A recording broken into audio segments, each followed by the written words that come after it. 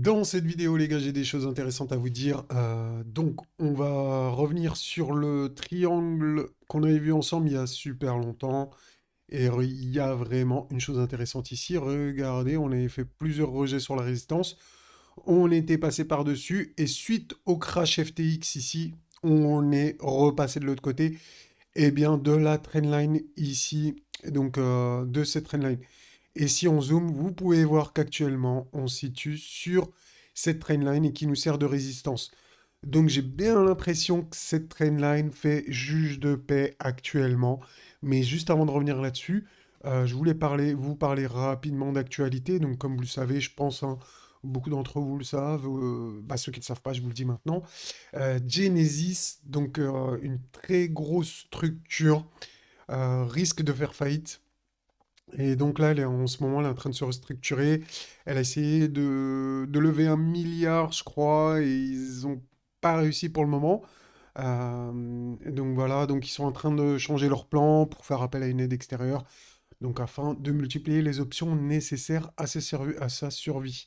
Voilà pour Genesis, hein.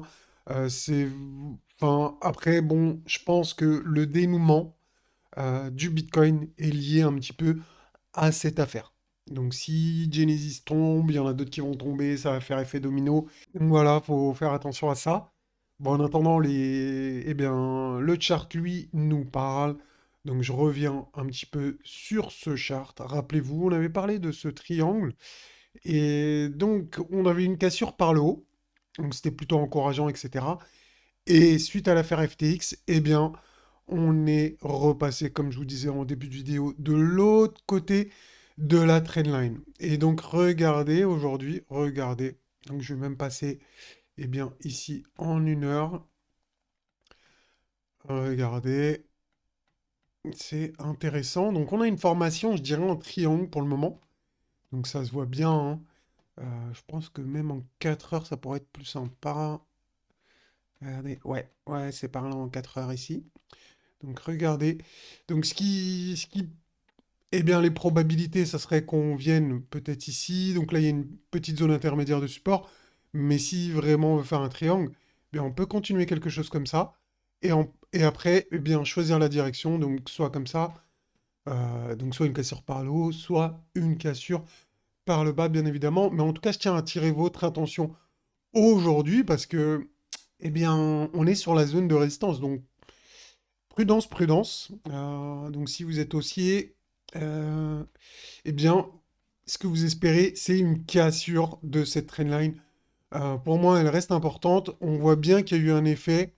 Donc, regardez ici sur la trendline. Après, vous pouvez me dire que c'est du hasard, hein, chacun pense ce qu'il veut. Donc, on voit bien qu'il y a une belle rejection ici. Donc, on s'est fait repousser. On est revenu tester le support. Donc, est-ce qu'on ne serait pas dans cette configuration aujourd'hui? Donc, attention. Si par contre, en revanche, on repasse par-dessus même dès aujourd'hui, et qu'on fait un pullback, parce que c'est ce qui arrive très très souvent, c'est de revenir tester pour ensuite revenir. Donc après, on a une autre résistance. D'accord? Et vraiment, si vous êtes haussier, ce que vous voulez, c'est qu'on passe par-dessus ce niveau et qui serve de résistance. Ça, c'est très important. Pour l'instant, c'est pas du tout le cas. Donc, je vous en parle un petit peu. On anticipe les scénarios. Mais pour le moment, c'est pas fait. C'est pas fait. Donc, ce qu'il faut surveiller, c'est cette trendline, hein, pour moi en tout cas. Ça va être le juge de paix. Donc, tout va se passer ici. Enfin, tout. J'exagère un peu. Parce qu'après, on a cette résistance, on a ce tunnel. Donc, il y a quand même des choses à voir. Mais pour aujourd'hui, je pense que ça va être une zone qui peut être important à surveiller. Et je vais juste revenir également sur le BLX. Voilà les gars, nous voilà donc sur la charte du BLX. Donc regardez, je vous ai mis là le logarithmique régression, comme vous le connaissez. Enfin maintenant vous le connaissez presque par cœur, j'ai envie de dire. Eh bien regardez, on est où? Je montre juste un petit aperçu pour ceux qui connaissent pas. Quand on est dans le vert, c'est une localisation d'accumulation. Et quand on est dans le rouge, c'est une localisation de distribution et donc, bien évidemment, de vente. Regardez ici ce qu'on a eu. très pertinent à chaque fois. Regardez, je fais un super zoom. Donc, ce qui est intéressant, c'est qu'on a eu un rebond ici, et bien pile poil sur le dernier canal, le haut du dernier canal, d'accord? Donc, comme on l'avait vu, et le potentiel de baisse éventuel serait jusqu'aux 11 000 dollars ici. Donc, vous voyez, petit à petit, au fil des semaines, le canal augmente, augmente, augmente. Donc là, on est environ à 11 000 dollars. Et ce qui est intéressant ici, c'est qu'on a eu, eh bien, un rebond ici, d'accord? Donc ça, c'est plutôt eh bien, intéressant de le souligner pour voir la pertinence. Regardez ici, on avait eu également un rebond. Regardez, ça a été quand même, je trouve, très précis. Ici, on a eu eh bien, un rejet. Donc on voit bien hein, que les trails, les canaux, ils sont pertinents. Ils nous donnent des zones intéressantes. Donc le scénario qu'on avait vu haussier ensemble, donc on avait vu un scénario haussier, un scénario baissier. Eh bien, pour l'instant, c'est pas mort, les gars, c'est pas mort. Regardez le schéma. Qu'est-ce qu'il nous faudrait vraiment pour être vraiment très très bullish? Eh bien, c'est comme je vous le disais tout à l'heure, mais regardez, eh bien, il faut revenir dans le trading range, tester le bas du trading range comme support et le valider, et ensuite, on pourrait avoir un espoir de revenir dans un premier temps tester la trendline.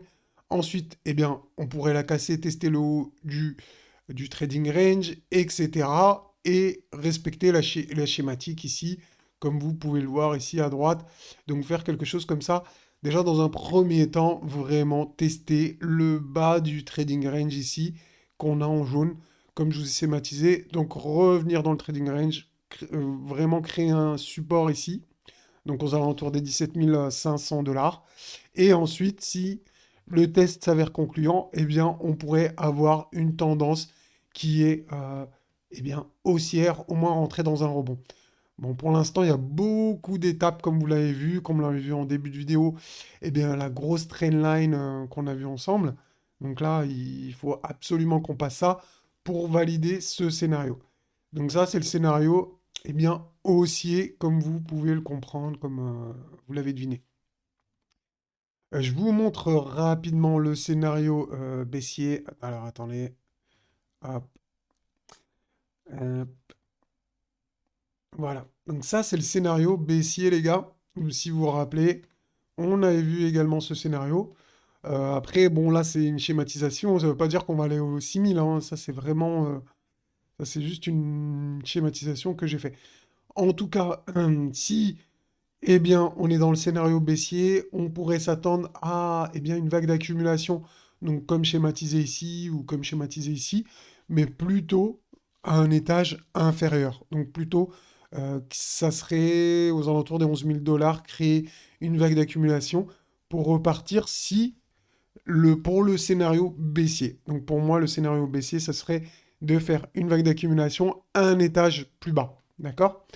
Donc voilà, ça c'est super important quand même. Donc je pense de voir le scénario baissier et le scénario haussier. Bien sûr, les deux sont encore possibles, hein. Franchement, on l'a vu, même le scénario haussier, il est encore possible. Si cette semaine on fait une grosse bougie verte en weekly, qu'on réintègre le trading range, eh bien le scénario haussier sera tout à fait probable. Maintenant, c'est pas le cas encore. Donc c'est pour ça, il faut prendre le temps d'analyser les choses. Et surtout, il ne faut pas oublier qu'on est quand même dans le vert et que c'est une zone d'accumulation. Donc nous, on en a parlé sur la chaîne depuis très longtemps, on entendait cette zone pour pouvoir accumuler. Et bien maintenant que ça arrive, eh bien je fais ce que je dis, donc j'accumule, je fais du Smart DCA, comme on l'a dit plusieurs fois sur la chaîne. Donc on accumule petit à petit quand on est dans la zone verte, et bien pour espérer refaire comme dans le passé ici, des zones d'accumulation et accumuler un bon prix pour nous essayer de le revendre plus tard, donc avec une grosse plus-value. C'est l'objectif bien évidemment quand on investit, c'est de faire des plus-values. Donc moi, c'est le but. Je suis investi, je vous l'ai dit, hein, je vous l'ai dit à plusieurs fois. J'ai investi en Smart DCA uniquement dans la zone verte. Donc j'ai pas fait de Smart DCA, de DCA tout court ici. Et ça, je vous l'ai dit hein, sur la chaîne depuis la création de la chaîne.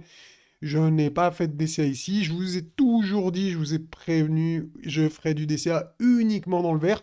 Et c'est ce qu'on appelle du smart DCA parce qu'on fait du DCA dans une localisation. On ne le fait pas. Pour nous, ici, c'est une localisation de vente. Donc, hors de question d'acheter. C'est surtout l'occasion, l'opportunité de vendre à des bons prix. Donc voilà, nous, comment on pense sur la chaîne. Donc si tu es nouveau, au moins, tu seras à la page. Juste avant de terminer, je vais vous présenter, les gars, une petite pépite. Enfin, une pépite. Il y a une belle halte qui fait des choses intéressantes. Et donc, je vous la montre aujourd'hui et on en parle tout de suite. Voilà, les gars, donc on est sur la charte de DYDX.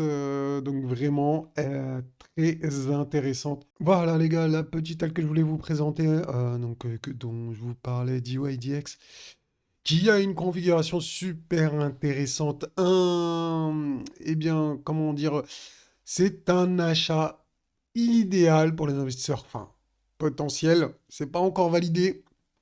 Qu'est-ce qui nous manque pour valider, pour respecter cette schématique? Donc là, en bleu, je vous ai tracé la moyenne mobile 30 semaines, d'accord?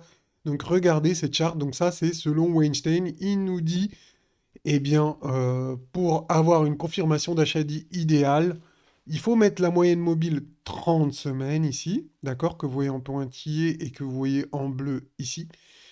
Ensuite, eh bien, il faut une structure en double bottom. Eh bien, on doit dépasser la moyenne mobile 30 semaines, prendre appui dessus et dépasser la résistance ici.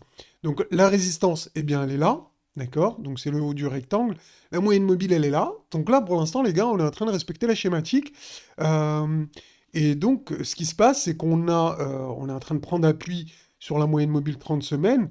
Et si on dépasse ici ce niveau-là, le niveau des 2,70 $, eh bien, on aura un signal d'investissement long terme. Ce qui pourrait être sympa à voir aussi, c'est qu'on pourrait avoir un croisement des tunnels. Donc, vous pouvez le voir ici, le croisement court ici et le tunnel court ici, qui pourrait repasser de l'autre côté du tunnel long, donc faire un golden cross de tunnel, ce qui est une chose très puissante également. Donc, ça nous donnerait tous les ingrédients pour avoir au pire un gros retracement, au mieux un signal d'investissement long terme. En tout cas, selon Weinstein, c'est un signal d'achat pour du long terme, entre guillemets. Donc en tout cas, avec un gros potentiel de gain. Donc si je passe en échelle logarithmique, on peut voir ici qu'au niveau du volume, eh bien regardez, on voit bien que l'essentiel du volume se fait ici.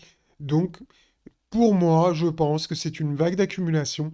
Et donc, DYDX a juste à confirmer avec une clôture au-dessus des 2,70 en semaine et idéalement pour lancer un signal d'investissement long terme. Donc voilà, c'est une chose très intéressante. Je tenais à vous en parler. Dites-moi en commentaire si ça vous plaît de placer une petite halte comme ça quand il y a une belle configuration comme sur DYDX. Donc voilà, c'est tout pour aujourd'hui. En tout cas, si ça vous a plu, eh bien n'hésitez pas à laisser un pouce bleu, les amis. Et bon, moi je vous dis à bientôt